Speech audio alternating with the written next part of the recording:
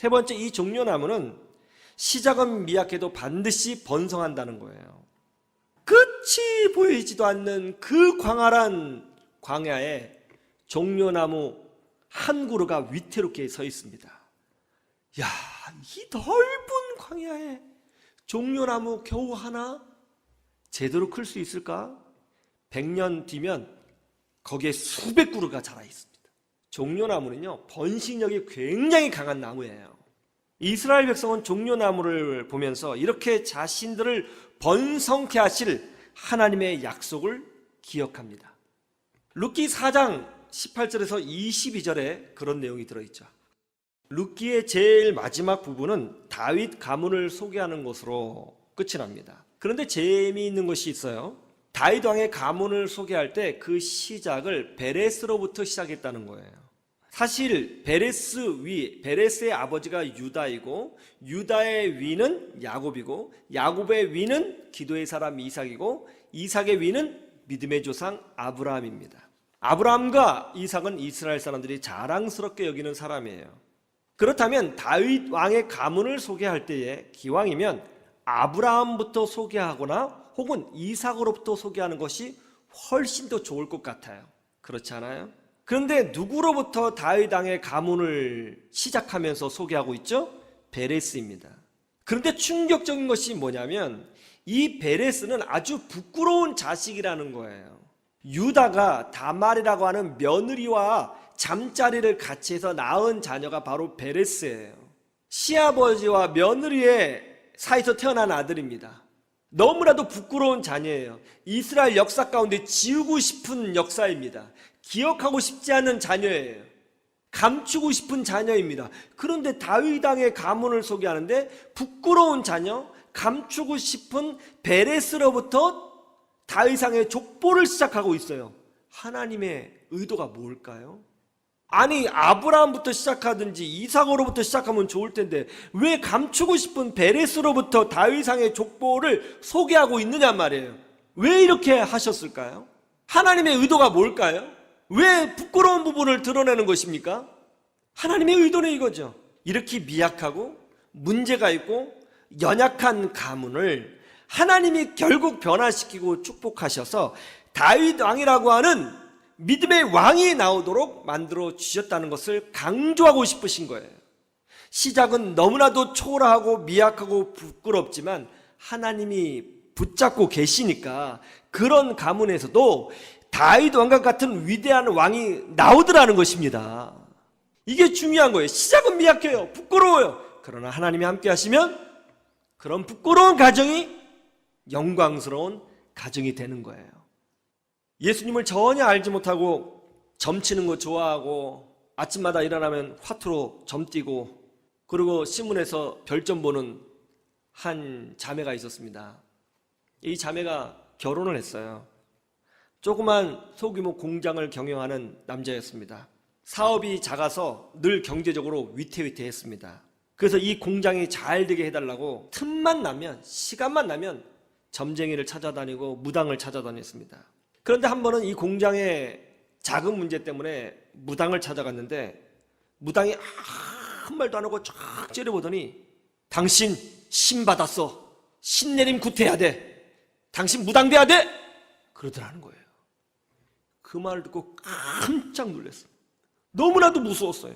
내가 무당이 돼? 무당이 되면 가족이 자기를 버릴 것 같았어요.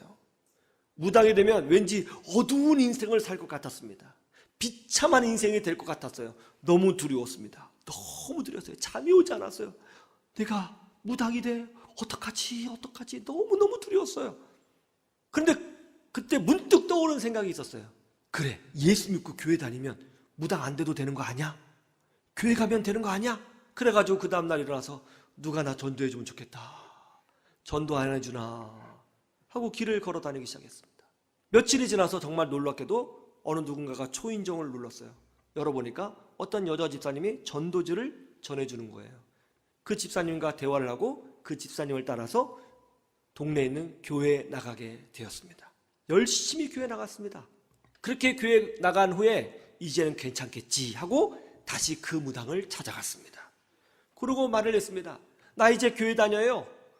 그러니까 이제 무당 안 돼도 되죠. 그러니까 그 무당이 하는 말이 교회 나가 절대 안 돼, 급살 맞아 죽어 그러더라는 거예요. 급살? 더 무서워졌습니다. 근데 죽는다고 하니까 이상하게도 교회를 떠나기 싫더라는 거예요. 더 열심히 교회 가야 살 것 같다는 느낌이 들었다는 것입니다. 열심히 교회 다녔습니다. 두려운 마음으로 예배를 드리는데, 두려운 마음으로 예배를 드리니까 목사님 말씀에 집중이 얼마나 잘 되는지, 여러분 절박할 때 은혜가 임합니다. 귀에 쏙쏙 들어오더라는 거예요. 기도를 아주 절박하게 합니다. 그렇게 교회를 다니기 시작을 했는데요, 어느 날 말씀을 듣는데 은혜가 임하는 거예요. 갑자기 마음이 막 뜨거워지면서 눈물이 왈칵 쏟아지더랍니다. 그리고 뭔가가 깨달아지더라는 거예요. 그동안 자기가 우상 숭배했던 모든 행위가 하나님을 대적하는 죄였구나. 그게 정말 하나님이 싫어하는 죄였구나. 내가 그것만 하면 살았구나. 깨달아지더라는 거예요. 그러면서 기독교인들을 박해하고 조롱하고 욕했던 자신의 모습이 떠올르면서 그게 정말로 하나님이 싫어하는 일이었는데 내가 하고 살았구나. 내가 무슨 짓을 한 건가 하면서 눈물이 막 쏟아지더라는 겁니다. 죄가 깨달아지는 거예요. 그런데 한참 막 회개하고 있는데 또 다른 깨달음이 오는 것입니다. 그래서 예수님이 십자가에 못 박혀 죽으신 거구나. 나 같은 이 죄를 누가 해결해 줄 수 있겠어. 예수님이 내 죄를 대신해서 형틀에서 죽으신 거구나. 그래서 예수님을 믿으면 죄 용서받고 하나님의 자녀가 된다고 하는 거구나. 아이고 주님 감사합니다. 두 번째 올 때는 감사해서 옵니다. 아이고 주님 감사합니다. 내가 그래도 살았군요. 감사합니다. 여러분 이렇게 깨달으면요, 사람이 만들어낸 게 아니에요. 성령 하나님이 주신 줄로 믿습니다. 한참 울었어요. 울고 나니까 눈 전체가 마스카라가 내려왔고 새카맣게 됐는데 부끄러워하지도 않고 예배 끝난대요. 마음에 기쁨이 충만해요. 감사가 충만해요. 모든 걸 이길 수 있을 것 같아요. 나는 구원받았어. 집에 들어가는 순간 급살이 생각났습니다. 그건 어떻게 되는 거지? 그건 어떻게 되는 거지? 교회에 오면은 근심 걱정이 사라졌어요. 예배 드리면 그렇게 마음이 행복합니다. 근데 집에 가면 근심이 생겨요. 그런데 이상한 일이 벌어졌어요. 한 번도 화를 내지 않았던 남편이 너 교회 다닌다며 하면서 막 두들겨 패더라는 거예요. 남편한테 막 두들겨 맞는데 이게 급살이구나. 내가 이게 남편한테 맞아도 죽겠구나. 이거 어떡하나. 그런데 맞고 있는 도중에 또 깨달음이 온 거예요. 이게 목사님이 말씀하신 영적 전쟁이구나. 남편 뒤에 뭐가 있구나. 악한 영이 있구나. 마귀가 있구나. 이거 대적해야겠다. 그럼 매 맞으면서 주야! 그러고 새벽기도 나가기로 결단하고 금식기도 하기로 결단했답니다. 열심히 기도했습니다. 하나님, 우리 남편을 불쌍히 여겨 주십시오. 하나님, 우리 가정을 구원하여 주시옵소서. 우리 직장, 우리 공장 하나님 잘 되게 도와주세요. 그리고 하나님 무엇보다도 하나님이 살아계신 표적을 보여주셔서 우리 남편이 좀 그거 믿고 변화받을 수 있도록 좀 도와주세요. 하나님 좀 살려주세요. 간절히 기도한 거예요. 1년 정도 새벽기도 했을까요? 놀랍게도 그렇게 강박하던 남편이 점점 부드러워지더니 어느 날 이렇게 말을 쭉 던지더라는 것입니다. 뭐 교회가 뭐 재밌어? 별거 있어? 한번 가볼까? 그러더라는 거예요. 교회에서 예배를 드리고 나왔는데 남편의 반응이 놀라웠습니다. 별거 없네. 그냥 와도 되겠네. 그러면서 남편이 교회 다니기 시작한 거예요. 그렇게 교회를 다니더니 남편의 마음에 조금씩 믿음이 들어가게 되었습니다. 그러자 하나님께서 사업장에 복을 내려주셨어요. 교회에 나오기 전에는 한 달 소득이 200만에서 300만 원 정도였는데 남편이 변화되니까 만나는 사람들이 변화되고 또 남편이 변화되니까 사업장이 변화되고 직원들이 변화되더라는 거예요. 그러더니 매달 수천만 원씩 이익을 내는 공장으로 성장했습니다. 11조 20만 원에서 30만 원 드리던 가정이 매달 11조 수백만 원을 드리는 가정으로 변화가 되었습니다.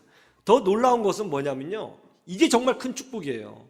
이분의 간증을 통해서 예수 믿겠다고 교회로 오신 분들, 그러니까 이분의 간증을 통해서 전도된 사람이 100명이 넘게 되었다는 거예요. 할렐루야. 100명이 넘더라는 거죠. 꼭 종려나무 같지 않아요? 그 광야에서 위태롭게 한 그루 서 있던 그 종려나무가 세월이 지나가면서 수백 그루의 단지로 성장한 것 같이 종려나무는 척박한 땅에서도 열매를 맺습니다. 종려나무는 절대로 죽지 않습니다. 종려나무는 시작은 미약해도 반드시 번성합니다. 여러분들이 바로 종려나무예요. 여러분들이 하나님 나라의 백성입니다. 하나님이 여러분과 함께하고 계십니다. 이 종려나무의 비전으로 어떤 척박한 환경을 경험하시든지 일어나셔서 승리하시기를 주님의 이름으로 축원합니다. 축원합니다.